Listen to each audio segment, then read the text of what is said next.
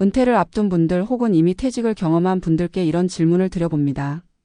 나는 매달 얼마로 살아야 할까? 지금 가진 돈으로 몇 년을 버틸 수 있을까? 이 질문 앞에서 대답이 막히는 순간 우리는 비로소 현실을 마주하게 됩니다. 오늘은 그 현실을 너무 늦게 깨달은 한 56세 남성의 이야기를 통해 은퇴 후의 진짜 삶을 들여다보려 합니다. 그는 지방의 중견 제조업체에서 25년 동안 근무했습니다.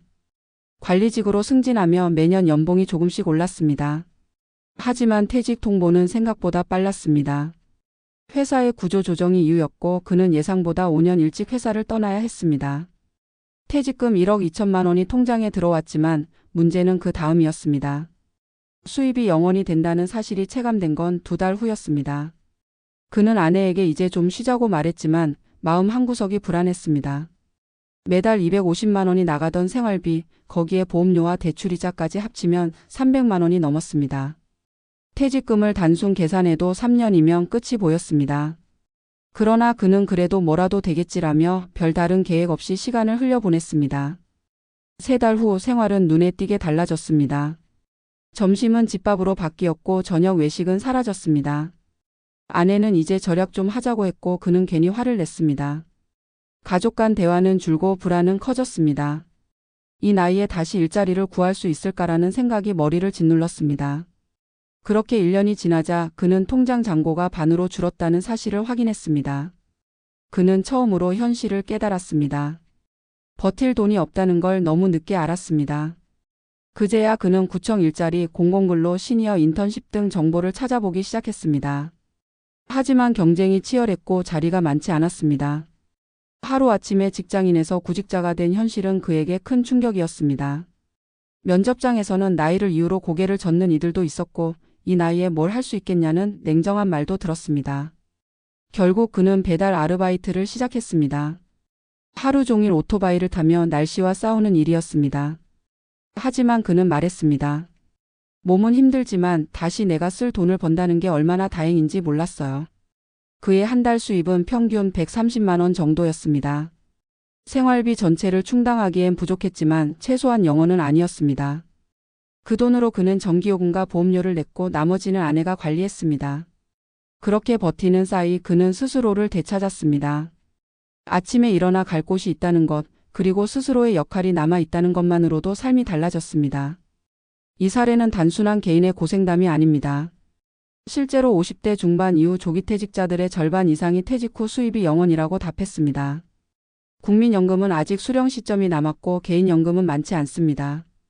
결국 이들은 버티는 기간을 만들지 못한 채 현실과 맞닥뜨립니다.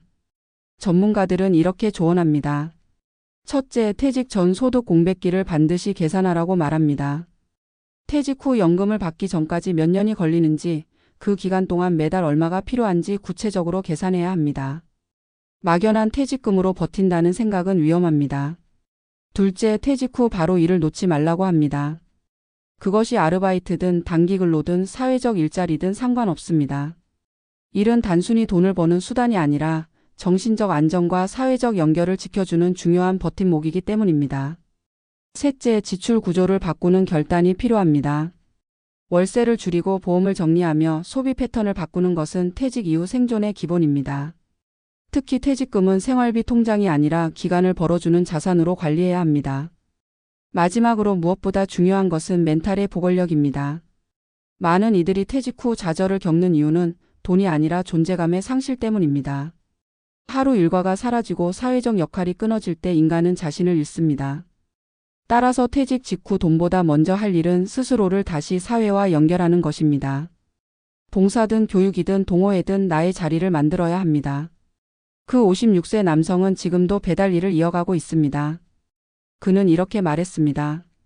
퇴직 전엔 돈이 다라고 생각했는데 막상 돈이 떨어지고 나니 정신이 더 무너졌습니다. 하지만 다시 일하니까 돈보다 중요한 걸 알겠더군요. 내가 아직 쓰임이 있다는 걸. 이 이야기는 퇴직자들에게 하나의 메시지를 던집니다. 퇴직은 끝이 아니라 새로운 생존의 시작점이라는 것입니다. 은퇴의 성공은 돈이 아니라 다시 일어서는 마음에서 시작됩니다. 그리고 그 마음을 지키는 사람만이 진짜 노후를 살아남습니다. 퇴직 후의 삶은 생각보다 훨씬 길다. 그런데 우리는 그 긴 시간을 준비하지 않은 채 맞이한다. 직장을 그만두는 순간부터 모든 것이 달라진다. 매달 들어오던 급여는 끊기고 그동안 자동이체로 나가던 고정비는 여전히 살아있다. 생활의 흐름은 그대로인데 수입만 사라진다. 많은 이들이 그 단절의 순간을 상상하지 못한다. 그래서 퇴직은 종종 현실의 추락으로 다가온다. 56세의 김정호 씨가 겪는 그 현실을 누구보다 뼈저리게 경험했다. 회사가 정리해고를 발표했을 때 그는 자신은 아닐 거라 생각했다. 그러나 인사팀이 부른 이름에는 그의 이름이 있었다.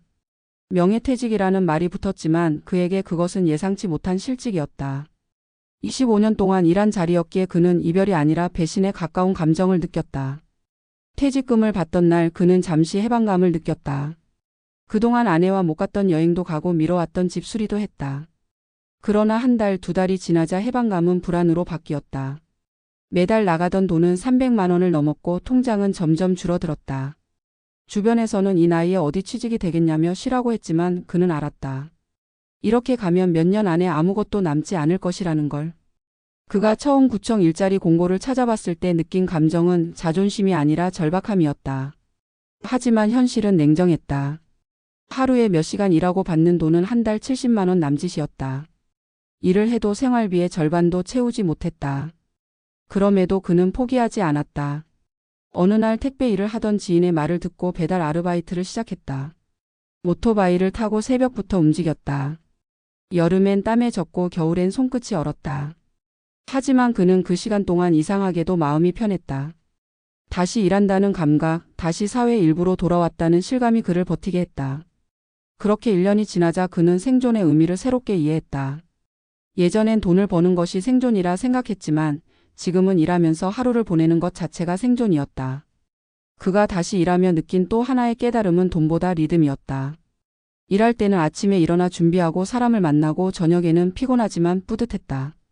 그러나 퇴직 후에는 그 리듬이 무너졌다. 일주일이 하루처럼 흘렀고 시간의 감각이 사라졌다.